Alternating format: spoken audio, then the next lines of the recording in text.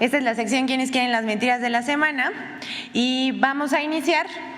¿Se acuerdan que durante toda la discusión de la reforma al Poder Judicial, pues los agoreros del desastre decían que el dólar se iba a disparar y que íbamos a tener una crisis? Pues resultó falso. En medios de comunicación y en redes sociales se dijo que se devaluaría el peso si se aprobaba la reforma al Poder Judicial, pero no ha sido así, como decía. El peso es la segunda moneda más apreciada a nivel mundial. Este gobierno será el primero después de más de 50 años que no se devaluará nuestra moneda. Y esto nos da la oportunidad de ir hacia atrás. Les vamos a mostrar una joya que encontramos el equipo de esta sección y les vamos a decir esta imagen que ven aquí en pantalla. Si le hacen zoom, por favor, mientras voy describiéndola. Circuló en el año 2018 en redes sociales y también se imprimían volantes y carteles para intentar inhibir el voto en ese momento del candidato a la presidencia de la República, Andrés Manuel López Obrador, que resultó ganador en esa contienda y ahora es el presidente constitucional. Dijeron que si a México lo gobernaba el licenciado AMLO, el dólar estaría a 30 pesos. Habría inflación del 10%, que caería la inversión extranjera 5% y el turismo 7%, que sería el peor arranque de una administración en 70 años. ¿Qué pasó? Todo lo contrario. Para el segundo año no habría cómo sostener los programas sociales, que no habría capacidad del pago de deuda, que habría devaluación y desempleo. ¿Qué creen? También fue falso. Y que para el tercer año íbamos a vivir una de las peores crisis en México con el dólar a 35 pesos. Saludos a Chumel. Tampoco sucedió. La inflación subiría un 24%, subiría el desempleo y que los programas sociales para jóvenes y adultos ya no tendrían subsidio. Ya para el cuarto año vaticinaban que la popularidad del presidente sería la peor en 20 años. Que el presidente buscaría la reelección o postular a alguno de sus hijos al cargo del jefe del Ejecutivo y que desaparecería la clase media. ¿Qué pasó? Todo lo contrario. Todo resultó falso, salvo una cosa. Miren, este cartel tiene algo de verdad. Fue en lo único que acertaron, y es que para el sexto año los partidos de oposición estarían debilitados. Sí le atinaron a eso, pero los resultados del gobierno fueron diametralmente opuestos a sus pronósticos. Por eso la gente ya no les cree. Los intelectuales y líderes de la oposición no entienden que el país ya cambió y están sumamente enojados. En eso también son minoría. Por eso vale la pena mostrar algunos cambios positivos en el estado de ánimo de los ciudadanos. Miren, esto es una joya y si lo que acabamos de ver es conmovedor, esto también lo es. Aquí México ha avanzado 11 lugares en el índice de felicidad y se halla en el lugar 25. Pero eso no es todo. Aquí vemos que las niñas y los niños mexicanos son los que se sienten más felices y satisfechos con la vida en el mundo. Y a mucha honra. ¡Viva México otra vez! Hasta aquí las buenas noticias y pues pese a todo lo que vaticinaron la oposición, los políticos y los comunicadores que les hacen el caldo gordo a las mentiras para intentar desprestigiar al presidente, a los funcionarios de la Administración Pública Federal, a las obras insignia, etcétera, pues no les resultó, porque todo esto que dice el cartel es mentira. Pero vamos con esto que circuló durante el fin de semana, bueno, a principios de semana, y sobre todo una entrevista que tuvo lugar ayer en Radio Fórmula con Ciro Gómez Leiva al expresidente Ernesto Zedillo, que es un traidor, pero ahora lo hacen pasar como un prócer de la democracia. El expresidente Ernesto Zedillo reapareció en la escena pública para criticar la aprobación a la reforma al Poder Judicial. Esto tuvo una amplia cobertura en medios de comunicación y redes sociales, noticieros de radio y televisión, comunicadores y políticos de oposición se llenaron la boca repitiendo sus palabras. Entre lo mucho que dijo el expresidente priista, hizo especial hincapié en que la reforma al Poder Judicial destruirá al sistema judicial mexicano con una fachada de democracia. El Ejecutivo y el Legislativo van a controlar quienes aplican la justicia en nuestro país y que es un acto de tiranía. Y fue más lejos. Y aquí inserte su bonita canción dramática porque voy a citar a Ernesto Zedillo. Cuando me di cuenta que iba a ser el atropello constitucional que ha significado la aprobación de esta reforma, tanto con la sobrerepresentación, y guardemos esto por favor, en la Cámara de Diputados como mayoría calificada gangsteril en este momento, se dijo a él mismo, no puedo ignorar esto, puede ser la destrucción de la República que hemos construido entre todos los mexicanos. Eso es como decir lo que dijo la señora, que no podemos mencionar aquí, que ella misma nos quitó las cadenas casi que con sus manos. Pero como no tiene desperdicio, escuchemos lo que dijo en entrevista para Radio Fórmula en el espacio que conduce Ciro Gómez Leiva. Vamos a poner solamente un fragmento. Sí. Pero no creo que sea una opinión exagerada. Estoy hablando de un riesgo que se puede materializar dado el contenido de esa reforma. Un requisito de cualquier democracia real es no solamente que haya elecciones libres y con condiciones de competencia equitativa, sino también que haya un tercer poder. Con las elecciones se determina el legislativo y el ejecutivo, pero que haya un poder independiente que imparta justicia, pero que también esté atento a que los otros poderes del Estado cumplan con sus obligaciones constitucionales. Y esta reforma está muy cuidadosamente diseñada para que los poderes legislativo y ejecutivo, que como vemos evidentemente ahora han caído en manos de un solo partido, puedan determinar, nombrar quienes tendrán la responsabilidad de ser juzgadores en el sistema jurídico, en el sistema judicial.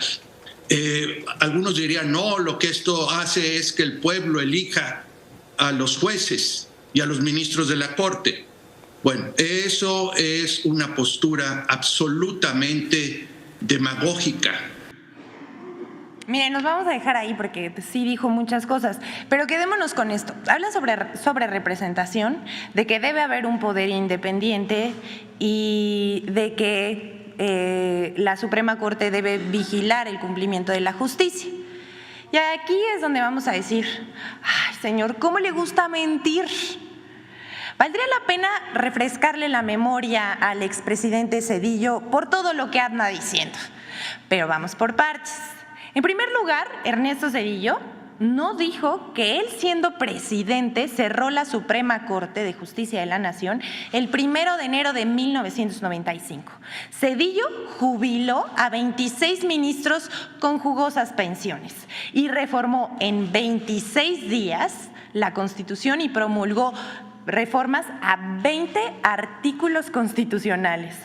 Ahí nadie se escandalizó ni lo llamaron tirano. Eliminó la Corte integrada por ministros nombrados por los presidentes Miguel de la Madrid y Carlos Salinas de Gortari. Impuso una Corte a modo y se llena la boca de decir que debería haber un poder autónomo.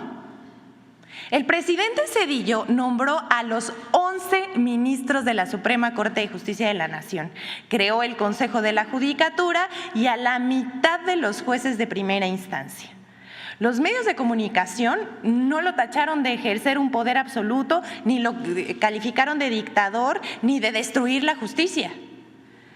Pero también le decimos al expresidente Zedillo, él se habla al espejo cuando se rasga las vestiduras por una supuesta sobrerepresentación en el poder legislativo. Y aquí sí tengo que decir, qué descaro.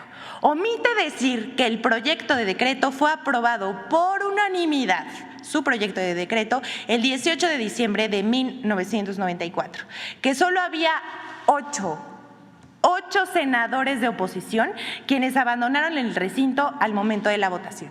Y si me pueden hacer zoom, por favor, a la Cámara de Senadores de 1995. ¿Qué tal? En ese momento, 120 escaños del Senado eran ocupados por el PRIAN, quienes votaron por la reforma de Ernesto Zedillo, 95 del PRI y 25 del PAN. Nadie los acusó de sobrerepresentación ni de establecer la dictadura de la mayoría. El PRI contaba con 95 senadores más 25 de PAN, lo cual no impedía una integración monolítica de un poder con las atribuciones de revisar la constitucionalidad de los actos del Ejecutivo. ¿Cómo ven? La Cámara de Senadores en 2024, y si ahora me hacen zoom, por favor, de cómo está conformada la Cámara de Senadores en este año.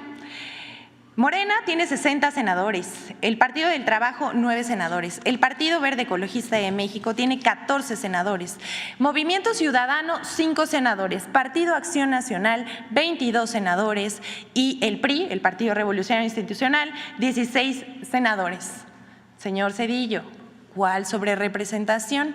¿Usted no se mordió la lengua? Así de desmemoriado anda el expresidente Zedillo.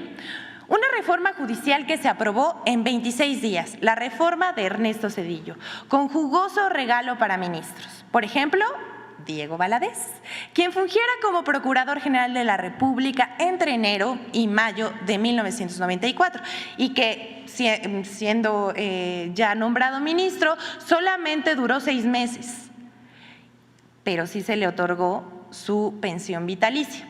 Y aunque ya fue aprobada la reforma, continúan mintiendo tan vehementemente que pareciera que algo esconden.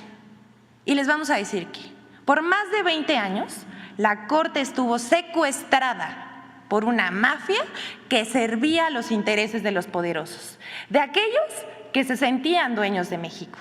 Ellos ahora tienen terror de que el pueblo participe y decida. No los culpamos. El pueblo es mucha pieza. Pero aquí no acaban las mentiras que se difundieron sobre la reforma al Poder Judicial.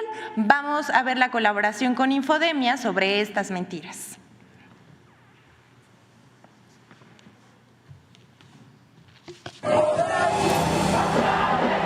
La aprobación de la reforma al Poder Judicial ha generado una tormenta de noticias falsas que busca poner en duda su legitimidad.